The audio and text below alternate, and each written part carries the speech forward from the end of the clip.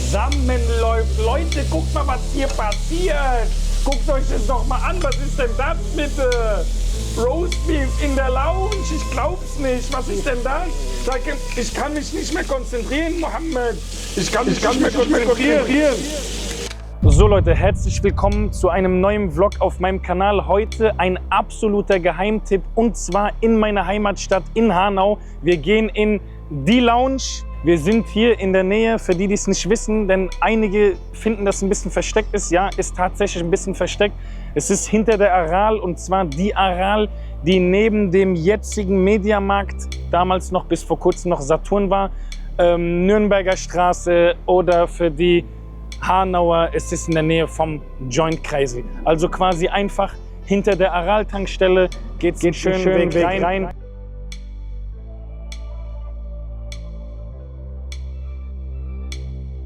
Es ist eine Reise wert. Wir gehen heute auch wieder auf eine kleine kulinarische Reise. Kommt mal mit. Ich zeige euch heute etwas von einer sehr gemischten Küche. Der Koch, Chefkoch Mohammed, ist selbst Marokkaner, hat es durch verschiedene Sachen geschafft, eine ganz internationale Küche zu machen. Eine interessante Idee ist sogar in Dubai entstanden und wir schauen uns jetzt mal an, was es da so alles gibt. Hier befinden wir uns auf der Terrasse von die Lounge. Ganz kurz mal das Environment hier. Hier liegt ein bisschen von unserem Material herum. Das hat den Grund, es ist Montag, es ist Ruhetag. Ansonsten ist die Lounge von Dienstag bis Sonntag geöffnet. Wir haben uns einfach aufgrund dessen, dass wir in Ruhe mit Mohammed, mit dem Hausherrn, den werden wir uns gleich ansehen, dass wir in Ruhe kochen können, haben wir uns den Montag ausgesucht, den Ruhetag. Und wir schauen mal, was der Hausherr so macht. Kommt mit. Assalamu alaikum, Mohammed. Sagt man oder einfach nur schönen guten Tag. Danke, dass wir hier sein dürfen. Das, liebe Leute, ist der Chefkoch, das Genie aus der Küche. Und Mohammed, neben dem guten Essen, das du sowieso hast, haben wir gehört, dass es gutes Frühstück gibt. Stimmt das? Das stimmt. Also, was machen wir da? Ich zeige euch ein bisschen was von unserer kulinarischen Vielfalt. Und ich hoffe, wir können euch damit überzeugen. Und ich hoffe, ihr habt auch ordentlich Hunger mitgebracht. Haben wir auf jeden Fall, oder Eyob?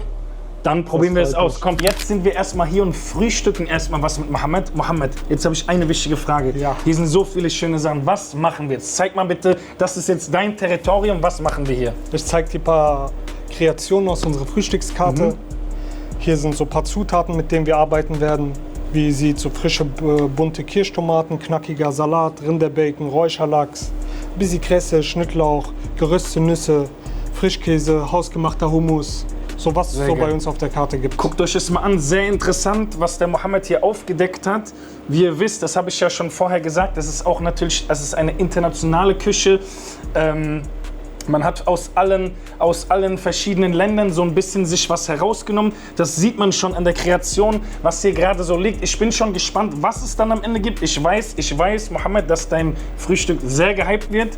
Ich muss dazu sagen, liebe Leute, ich habe es selbst noch nicht probiert. Ich habe viele andere Sachen aus der Karte probiert und es ist sehr, sehr lecker. Aber Mohammed, sein Frühstück aus der Lounge wird gehypt und das schauen wir uns jetzt an.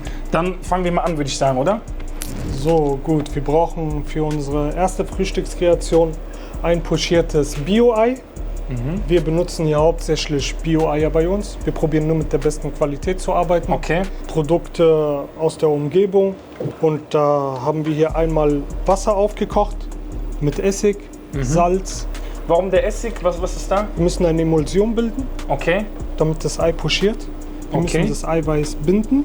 Und deswegen haben wir einmal eine Wasser- und Essigmischung aufgesetzt. Okay. Dann, so mache ich das immer, ich bilde einen Strudel. Eyüp, schau dir das mal an hier. Ich wusste das persönlich gar nicht. Also was macht der Essig jetzt genau hier drin? Der bindet quasi das Ei? Genau, der bindet das. Interessant, Damit das sehr interessant. Eiweiß und Eigelb nicht voneinander getrennt Ich glaube, wird. Eyüp, wir werden heute einiges mitnehmen, was wir dann zu Hause ausprobieren werden. Jetzt können wir direkt weitermachen. Ein Avocado teilen, wenn du möchtest, kannst du es auch selbst machen. Einmal durch die Mitte durch. Da liegen ja zwei, also mache ich dir mal eine vor. Arbeiten Ganz wollte ich einfach. eigentlich nicht, aber gut dann. Okay.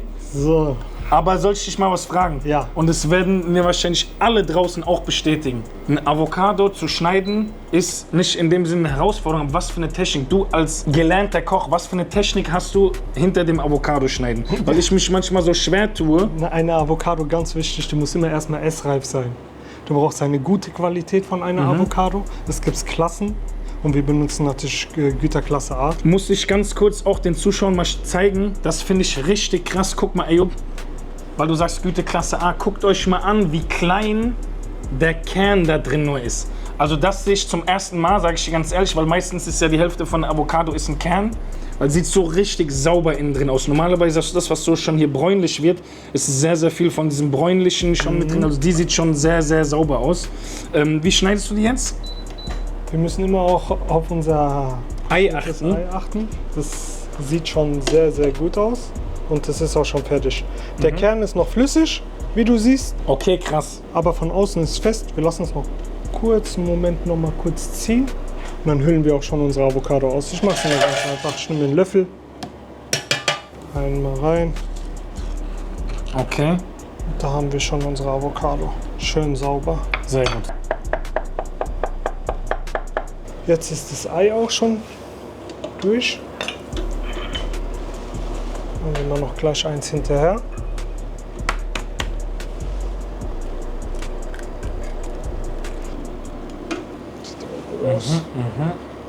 Okay. Bisschen Öl in die Pfanne. Was kommt jetzt, Mohammed? Jetzt kommt unser Rinderbacon. Okay. So, rein. Was ist denn das? Warum Power dahinter? Farbe. Wir sind hungrig. Ich habe hier hungrige Männer neben mir, die wollen essen. Ich sehe schon, wie ihr mich hier die ganze Zeit anguckt. Der Eyüp ist auch schon hungrig. Hey, du hast Hunger. Das kannst du gleich riechen, deinen Appetit wecken.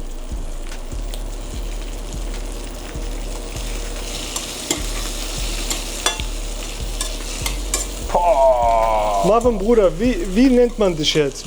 Möchtest du genannt werden? Marvin oder Enes? Oder im Prinzip, ich sag immer, Du hast dich bei mir als Enes vorgestellt. Ja. Ich nenne dich ja immer Enes. viele Namen, aber nur ein Gesicht. Die Sache ist die, Bruder, ist natürlich, meine Mutter hat ja den Respekt verdient. Sie hat mir den Namen gegeben, Marvin Dell ist auch eigentlich ein cooler Name. Ist sogar so, dass tatsächlich manche Leute, und ich bin ja auch schon so ein bisschen in der Filmszene und so aktiv und so hier und da unter den VIPs. Und da werde ich manchmal gefragt von ein paar namhaften Leuten, die sagen, ey cool, wer hat dir den Namen gegeben? Also wie hast du diesen Künstlernamen ausgesucht? Und ich denke mir immer so, was meinst du? Und die sagen, ja, Marvin Dell. Und ich sage denen halt immer, ja nee, das ist mein Name. Und die denken so, Marvin Dell, das ist so ausgesucht. Ja. Aber nee, Marvin Dell ist mein Name. Enes ist halt natürlich, ich bin ja seit vielen Jahren auch zum Islam konvertiert.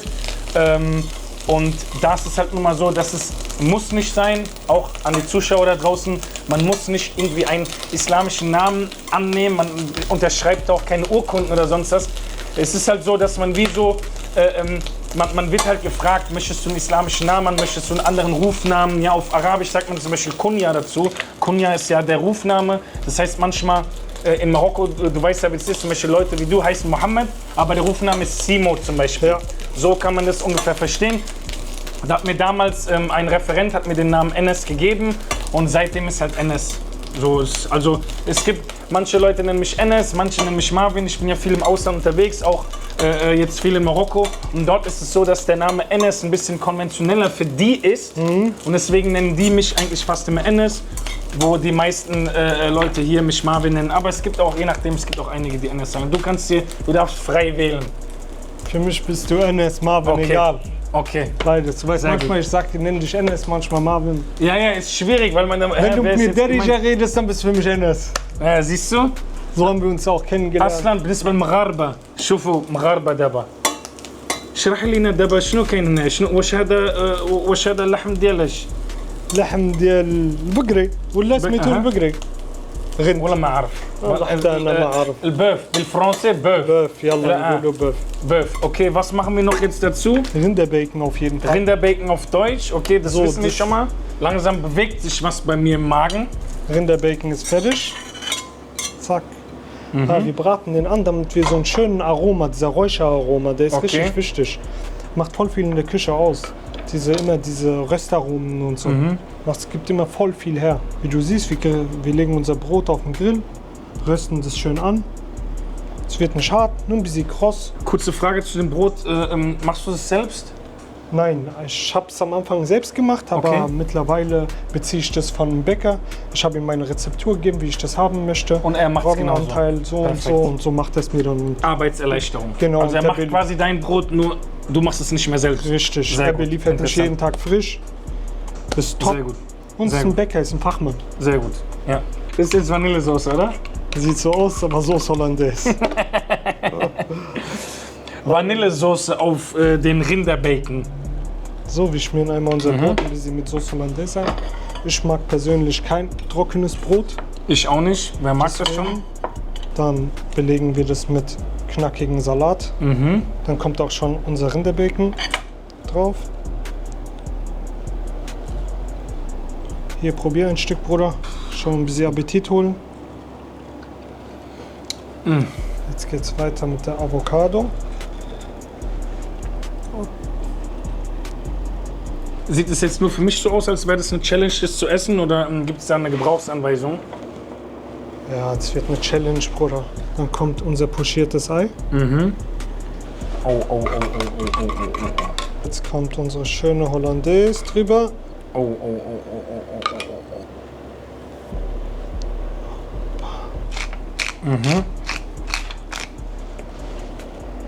Siehst du? Dann ein bisschen Schnittlauch, ein bisschen Kresse. Ich benutze immer so Mixkresse. So Rucola-Kresse und sonst was für Kresse. Dann noch ein paar Sprossen. Bisschen hier, du weißt, das Auge, das isst immer mit. Ganz klar. Die Gäste, die merken das immer so, wenn Liebe mit drin ist. Krass. C'est fini? Das ist fertig so? So, Bruder, jetzt machen wir noch ein bisschen. Ich liebe Sriracha Mayo, Bruder. Der Bestseller. Numero uno. Wie nennt man das jetzt hier? Was ist das? Also wie hast du dem Namen gegeben? Avo oder? Egg Bread. Avo? Egg Bread. Leute, Avo Egg Bread. Und ich hoffe, ihr seid nicht sauer. Eyüp, ich hoffe, es ist okay. Aber das werde ich jetzt essen müssen. Und wir machen dann direkt weiter mit dem nächsten, oder? Jawohl. Alles klar. So, Leute. Entschuldigt uns. Wir haben eben schon ein bisschen hier gegessen, weil wir so Hunger hatten. Und ich muss sagen, das Avocado-Ding, wie hast du es genannt? Avo Egg Bread. Avo Egg Bread und mit Lachs. Also Leute, das, was wir eben hatten, gibt es auch mit Lachs. Brutal, hat brutal geschmeckt. Du wolltest noch irgendwas? Bruder, ehrliche Meinung. Anas. كيعجبك هذا الخبز؟ Bzaf, عجبني bzaf. Wallah. Das ist die Qualität, einmal von dem Brot, man merkt es an dem Brot. Ich habe dir auch gesagt, ich bin auch so ein Brotliebhaber, ja, dunkles Brot. Eyüp hat es auch eben gesagt, oder? Es hat so diese Sauce Hollandaise, macht so ein bisschen erstmal her, warum die Sauce Hollandaise in einem Frühstück, sag ich dir ganz ehrlich. Aber dann diese ganze Kombination auch mit dem Ei obendrauf. Also ich sag dir, hat mir brutal geschmeckt. Und vor allem auch, guck mal, wir haben uns so ein bisschen geteilt jeder. Das hat sehr satt gemacht, muss ich sagen. Wirklich, hat satt gemacht. Und genau, du hast gesagt, es gibt vegetarische Varianten. Leute, wir gehen direkt über auf die vegetarische Variante, denn es gibt ja genug, die nicht so Fleischfanatiker sind oder halt auch die Vegetarier unter uns. Ja, natürlich, die sollen nicht auf der Strecke bleiben. Du hast gesagt, es gibt einmal Hummus. Wir haben ein Hummus and Egg Bread.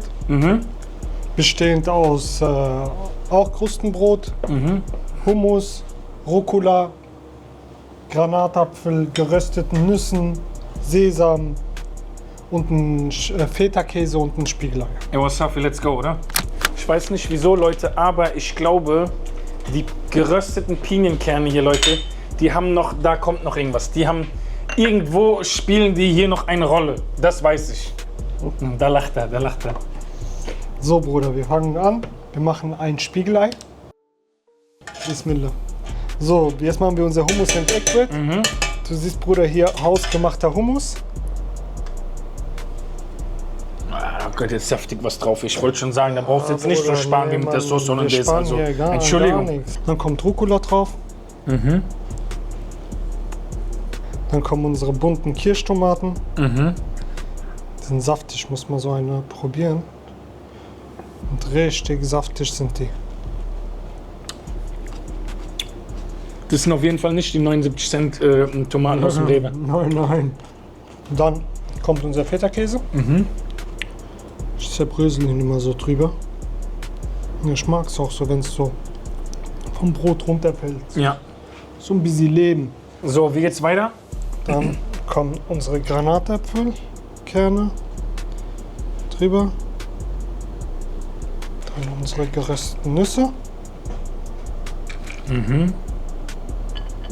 Pinienkerne. Man kann jede Art von gerösteten Nüssen nehmen. Ein bisschen Olivenöl aus Maghreb. Natürlich, woher sonst? Dann kommt auch schon unser Spiegelei.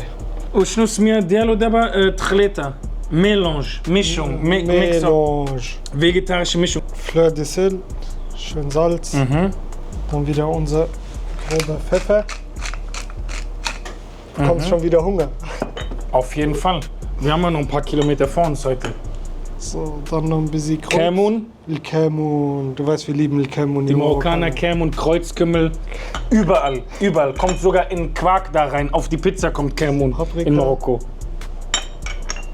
Ein bisschen Sesam. Ein bisschen Schnittlauch. Dann ein bisschen Kresse. Ein paar Sprossen.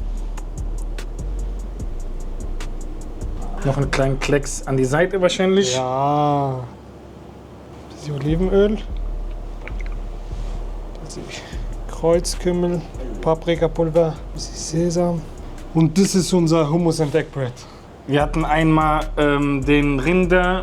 Das ist Avo Egg Bread. Wie? Avo Egg Bread. Merkt Avo ihr Egg bitte Bread, langsam wir die hatten Namen Lachs unserer und wir haben Speisen? ja genau, wir haben ja gesagt, wir haben auch was für die Vegetarier natürlich. Also hier haben wir das Hummus und Egg, richtig? Jawohl. Hummus und Egg, Leute, oh, ich denke, der kann was. Probieren wir gleich, oder? Hier haben wir noch ein paar Zuschauer bekommen. Mag jemand probieren? Hunger? Bin ich ja sicher. Oder? Alles Darauf klar, kann und dann man machen wir Hunger. weiter, oder? Wir machen weiter. Alles klar, was go. gibt's als nächstes? Ich habe mir gedacht, vielleicht noch was für unsere Vegetarier. Einmal das Avo Cheese Bread. Was hältst du davon? Avo Cheese, sehr gut. Dann würde ich sagen, geben wir das unseren Zuschauern. Kannst du ja einmal abholen, mein Freund, bitteschön. Hier, zack. Lass dir schmecken und dann machen wir das Avo Cheese. Für das letzte Frühstücksgericht, nennen wir es so. Ich Okay? weiß nicht. Soll es das letzte Frühstücksgericht sein? Und dann gehen wir über in die Hauptspeisen, würde ich Wir haben noch sagen. nichts für unsere Marokkaner gezeigt. Also, Also. das hört sich fast so an, als würde es jetzt ein bisschen marokkanisch werden. Nein, jetzt nicht. Jetzt noch nicht, aber die Hauptspeisen. Genau. Okay. Okay. So, wir machen nun wieder unser Brot. Ordentlich Frischkäse drauf. Genau, nicht sparen. Dann wieder Salat. Unsere Kirschtomaten. Dann kommt unser Rührei.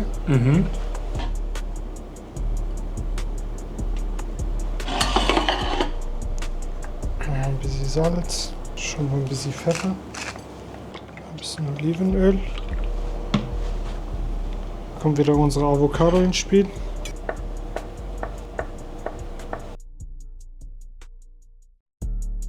Dann kommt die Avocado drauf. Okay.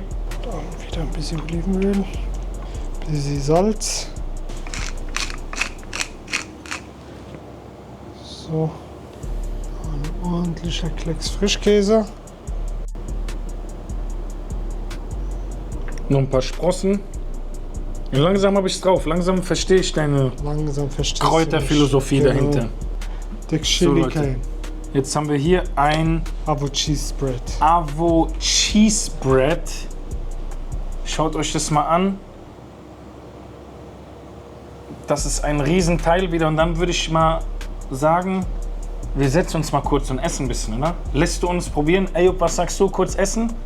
Gute Idee, oder? Komm, lasst uns setzen. So, Leute, dann probieren wir mal. Mohammed, das sieht echt super aus, aber eins muss ich dir sagen, mir ist ein bisschen warm heute, es ist ein bisschen schwül hier drin. Dann machen wir mal das Dach auf. Oh, das Dach geht auch auf.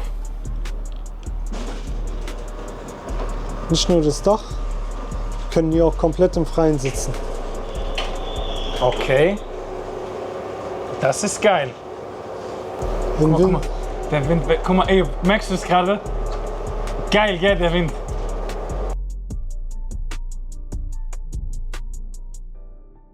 Aha, okay, Mohammed. Jetzt ist mir aber ein bisschen zu sonnig, um ehrlich zu sein. Ah, gut. Okay, Leute. Dann probieren wir mal. Zack.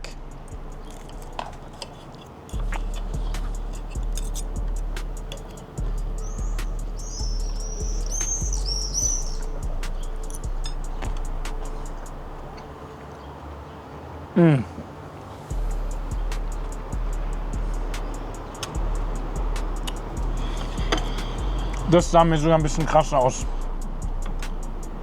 Bisschen von dem Hummus noch drauf.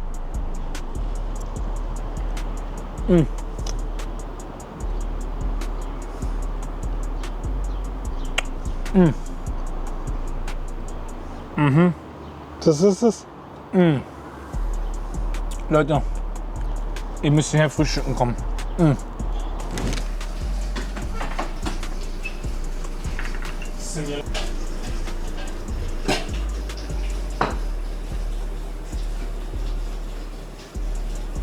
So Leute, wir kommen jetzt zum Hauptgang und wir haben noch einen Gast und zwar mein Bruder Bilal, der extra gekommen ist, um ein bisschen das rauszufühlen. Salam alaikum, Bruder. Alaikum salam.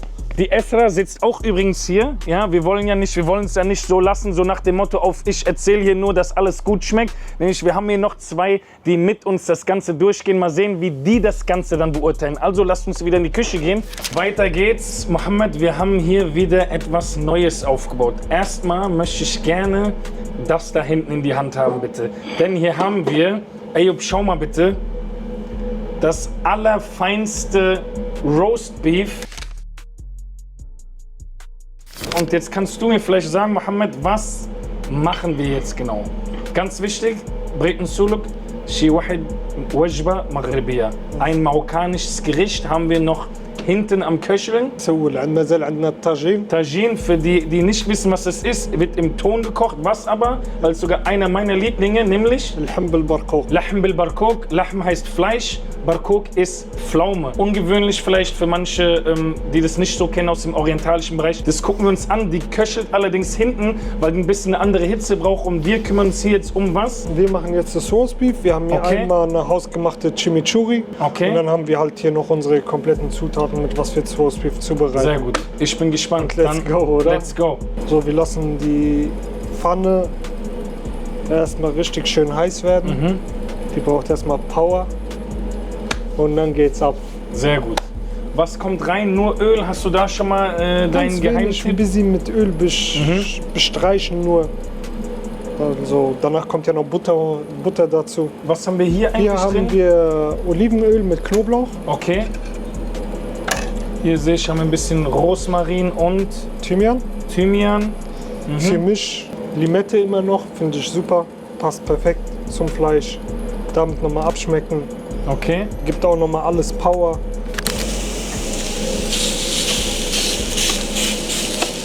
Marvin kam rein, hat bei uns in die Karte geguckt, wir kannten uns vorher noch nicht. Er ist hier aus Hanau. Er will ja erstmal hier so die Hanauer Küche ausprobieren. Hat er bei mir in der Karte gesehen, Lahm bil Barqouq. Und dann hat er angefangen, einfach mit Derija zu reden. Derija, für die, die es nicht wissen, ist der marokkanische Dialekt, also quasi im Prinzip arabisch, aber Derija ist eben der marokkanische Dialekt. Wie hast du es gelernt? Wie kam es dazu? Oder viele fragen ja, ich habe ja einige Videos dazu. Ich bin 2018 bin ich nach Marokko gegangen, um einmal Arabisch zu lernen, aus auch religiösen Gründen und einfach aus Wissensdurst wollte ich Arabisch lernen, um auch gewisse Bücher, sage ich mal, komplett studieren zu können. Und bin dann nach Marokko. Viele Marokkaner denken immer so, ich habe mir Marokko, oder es war so ein gezieltes Ding, aber es war eher so, dass halt da eine Rundmail rumging, dort und dort ist halt im Sommersemester in Marokko, bietet eine Schule dort Arabisch lernen an. Die Schule übrigens, für die, die es wissen möchten, weil ich jeden Tag auf Social Media Mails bekomme, wie hast du so Arabisch gelernt? Die Schule heißt Mahd al-Ulum, okay? Blende ich euch gerne unten ein oder ihr könnt es in der Videobeschreibung sehen. Der Sheikh dort heißt Sheikh Abdul Hamid, der hat einige Jahre, ich glaube knapp 20 Jahre in Hamburg sogar gelebt, leitet dort die Schule, also ist der Direktor von der Schule, ist glaube ich selber, ich will nicht lügen, aber Mathematikprofessor. Und genau, die bieten quasi in den Sommersemestern, weil für die, die es auch nicht wissen, in Marokko, du weißt das, in Marokko ist zwischen den beiden Eid, zwischen den beiden islamischen Festtagen ist Schulpause. Das heißt quasi wie 2 Monate ist dort keine Schule.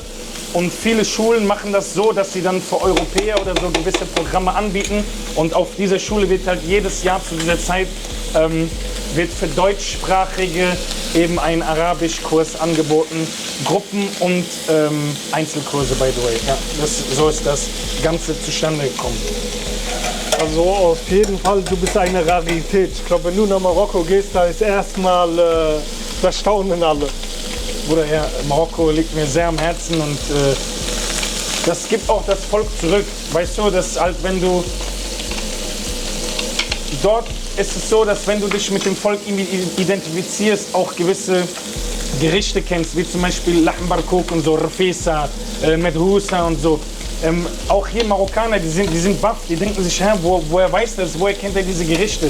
Ich kenne Straßen in Rabat zum Beispiel, die selber Leute nicht kennen, die dort in Rabat groß geworden sind, weißt du? Und es ist halt für die ist das sehr interessant, weil ich meine, es ist auch jetzt nicht so, dass in Marokko so viele auf der Straße rumlaufen, die so aussehen wie ich, ne? 100%. Ja. Auf jeden Fall, dein Derija ist auf jeden Fall besser als manch Marokkaner, der hier Ja, in sagen Deutschland viele, lebt. aber es ist natürlich ausbaufähig. Du weißt, bei uns ist immer Luft nach oben, man ruht sich nie aus, aber wir sagen mal so, ich kann mich auf jeden Fall unterhalten, ja. Ayub, ganz kurz, was sagst du hier gerade zu? Das ist doch krank, oder was der hier macht? Bilal, genau, macht mal eine Story, Bruder, das ist... Boah, Bruder, ich kenn die ganze Zeit, wenn du dich wirklich nicht zurückhalten kannst. Bruder, das riecht, kennst du, ich kann mich nicht mehr konzentrieren, Bruder. Für Esra, das will ich schon essen. Esra, sonst gibt's gar nichts mehr heute. Boah, guck dir das doch mal an. Boah. Leute. So, jetzt richten wir immer noch an. Jetzt machen wir hier unsere Chimichurri nochmal rein. Okay. Wie heißt es nochmal so ein Chimichurri? Chimichurri. Chimichurri. Ja.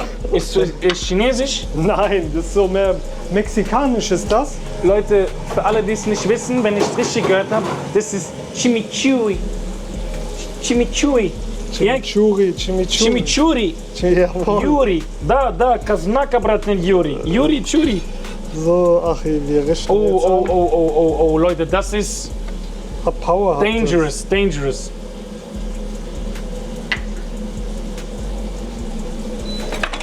Jetzt kommt nochmal Fleur de Sel drauf. Das Petersilie, Koriander, Bruder, sieht schon brutal aus. Limette, das muss ich mir Zwiebel, irgendwie.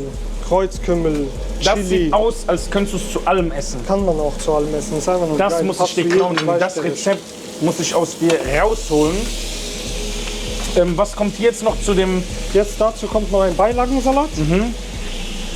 Hier habe ich eine Kräuter-Honig-Senf, Okay. ein Kräuter-Honig-Senf-Dressing. Auch Power.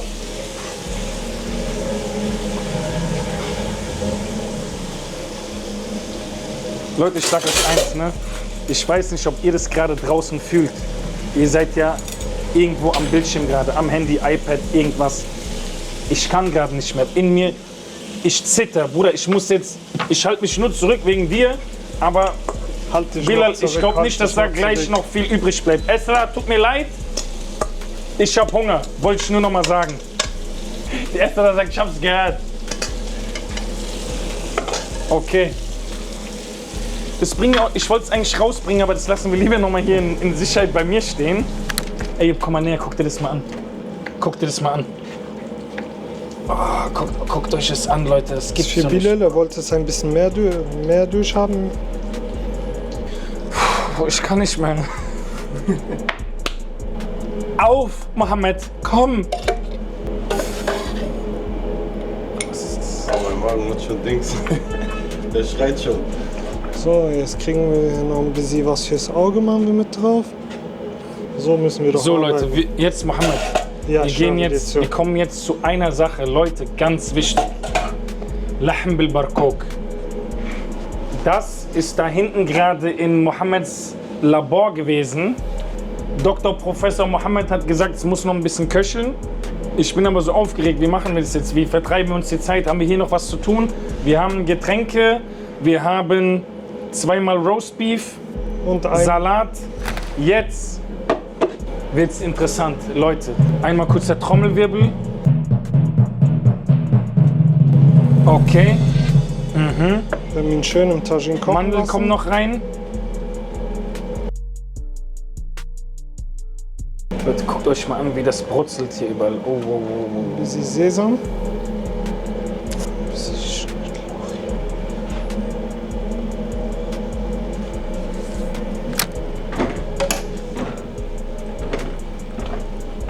Esra, noch nicht anfassen, bitte. Esra, beruhig dich. Esra, beruhig dich. Beruhig dich. Es ist angemacht. Der Puls ist schon weit oben, oder Bilal? Esra, du wartest auch schon die ganze Zeit. Mohammed, vielen Dank nochmal. Auf Marokkanisch sagen wir wie? Bisha. Psaha oder Psauraha. Ist so wie, ich glaube, türkische Afiyet also auch mit also. Gesundheit, soll Gesundheit drin sein. Also Leute, attackiert Esra, bitteschön, Bismillah. Bismillah, lasst es euch schmecken. So, ich fange mal hier auch beim Bilal drüben an. Ich bin gespannt.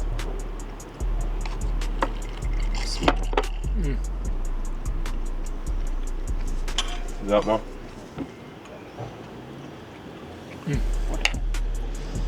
Allahumma barik, mashallah, Bruder. Das ist sehr gut. Am besten nur das Beste. Will ich erstmal nicht viel dazu sagen.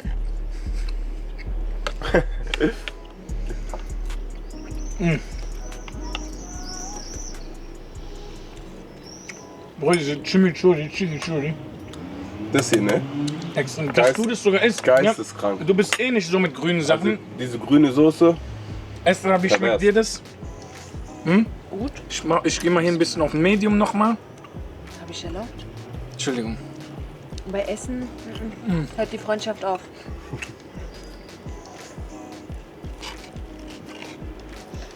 Ja, dieses Chimichurri schmeckt gut. ja. Ich glaube, das Schweigen ist das beste Ergebnis beim Essen.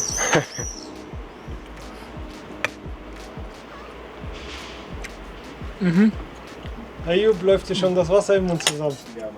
Ey, komm mal her, bitte. Komm her. Aber die sollen noch sehen. Warte.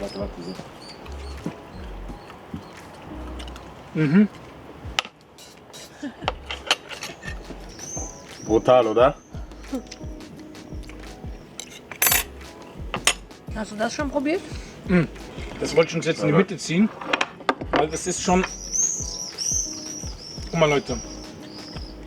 Die Marokkaner werden uns jetzt auslachen, wenn wir es ohne Brot so essen. Aber hier geht es auch um den Zweck, erstmal dieses Gericht kennenzulernen. Die Marokkaner benutzen bei sowas zum Beispiel gar keine Gabel, gibt es nicht. Okay, man tunkt das auch mit marokkanischem Brot, das ist auch mit deutschem Brot ein bisschen schwierig. Schneidet euch mal jeweils ab. Bilal, ich weiß, du bist ein bisschen Ach, gesondert. kriegt das schon hin. Das ist, guck mal, das ist nämlich eine Pflaume. Man kann sich gar keine Pflaume eigentlich in einem Gericht vorstellen. Das ist Pflaume. Das hier, Bilal, nimm noch, guck mal, vertrau mir. Wie das schon klein geht, Guck mal, ne? nimm mal ein bisschen noch hier von der Pflaume. Hier, schneid dir mal ein bisschen ab. Als ich das erste Mal gehört habe oder einer mir übersetzt hat, ja, Lachen Barakuk, da ist Pflaume drin, da habe ich gesagt, warum Pflaume? Weißt du, so, Ja. und diese Pflaume macht genau diesen runden Geschmack. Probier mal, Esra. Schneid dir mal hier und nimm dir ein bisschen was von der Macht so Pflaume. die marokkanische Küche aus, so das Herzhafte Ja, und das Süßliche. mehr Esra. Ich bitte dich, Kombiniert. sag mal, wie, mit der Pflaume. Ja? Perfekt. Und Bilal ist Diese eigentlich Pflaume ein bisschen ist, kompliziert. Nimm die mal mehr, weil du hast nur so ein glaub, bisschen. Ich nehme noch so ein Ding mit. Duck, Was ist das für eine Nuss? Mandeln sind das. So eine Mandel nehme ich auch noch mit. Mhm. So. Okay, ist alles klar. Jetzt probier du mal. Das weiß schon, wie das hier schmeckt. Heftig. Ja, die Pflaume, krass, ne? Brutal, ich schwör's dir. Aber krass, wie du sagst. Obwohl, eigentlich ist kein Pflaumen und so. Hab ich schon gesagt, guck mal. Das ist genau das. Manchmal musst du es einfach, wenn es richtig kombiniert ist. Ich wusste es, wenn der Pflaume hört. Marokkanische Küche ist halt. Das haben wir nicht in unserer Kochausbildung gelernt, aber zum Glück haben wir das von Mama Blut. gelernt. Zwang. Die wurden gezwungen, die Marokkaner. So, Bruder, ich sag euch eins, Männer in Deutschland, viele können nicht kochen. In Marokko ist es schon sehr gang und gäbe, dass die marokkanischen Männer auch viele Tagine-Gerichte machen können. Die Marokkaner gehen viel raus unter Männern, unter Freunden, nehmen einen Grill mit oder so, da machen sogar teilweise, Mohammed, du weißt ja, in der Erde machen irgendwo so Feuer drin und die haben schon Ahnung, also sie haben das von den Müttern adaptiert, haben sich die ganzen Rezepte abgeguckt, beziehungsweise oft in der Küche gestanden. Also ich habe viele marokkanische Freunde, männliche Freunde, die echt krasses Essen gemacht haben. Eure Information ist, was kulinarische Angelegenheiten angeht, sehr wählerisch und manchmal sehr eigen. Aber ich wusste, dass wir den damit kriegen. Also würdest du das jetzt auf jeden Fall würdest du bestellen? Ist Würde so? ich bestellen, würde ich Mohammed, weiterempfehlen, 100%. Muss man gegessen haben, muss man probiert haben. Auf jeden Fall ganz großes Kompliment. Auf jeden Fall an Bilal, Marvin, Eyüp, Ayub, Esra. Esra.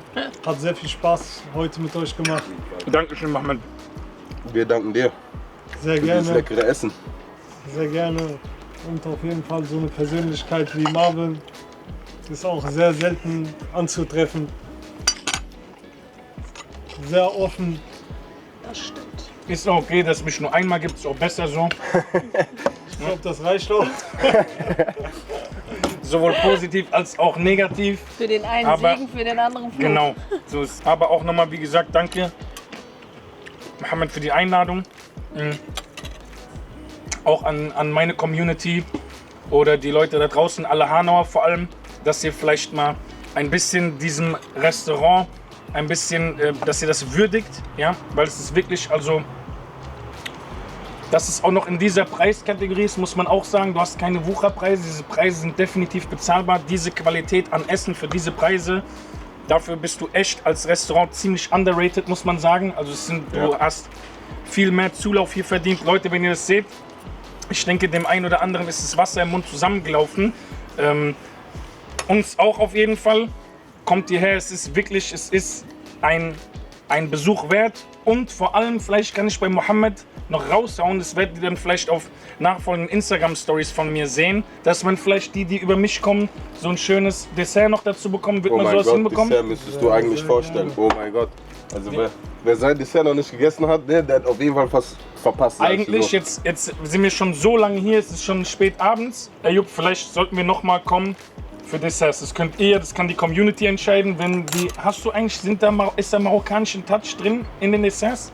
Nö, da ist mein eigener Touch drin. Der ist, glaube ich habe mich dort sehr ausgetobt auf jeden Fall. Also, Also wir kommen gerne noch mal, Ayub, oder? Ja. Die Auf Tester, jeden was Fall. sagen die Tester? Auf jeden Fall. Also Mohammed, wenn du uns noch mal beherbergen möchtest für einen halben Tag, dann kommen wir gerne noch mal und machen eine Dessert-Variante, oder? sehr gerne. Wir verabschieden uns für heute. Mohammed, nochmal Shukran ala Rada. Dankeschön für alles. Danke für die Danke. Einladung. Freue ich, dass ihr da wart. Mich wirklich sehr gefreut, hat uns sehr gefreut. Essen, unglaublich. Leute, wir wollen es nicht immer wiederholen. Lasst ein bisschen Liebe da. Unten, ihr seht komplett in der Videobeschreibung, die Lounge blenden wir mit ein. Wir blenden vielleicht sogar ein paar Rezepte mit ein. Ein paar wichtige Sachen, was wir heute so alles hier gemacht und erlebt haben. Und zum Abschluss, ich habe gesehen, dass der Mohammed mit einem interessanten Gefährt draußen ist. Und wir wollten uns nochmal ansehen. Führst du uns vielleicht mal vor, wie du so normalerweise dann nach einem gestressten Tag nach Hause fährst? Aber sehr gerne doch. Kommt mit.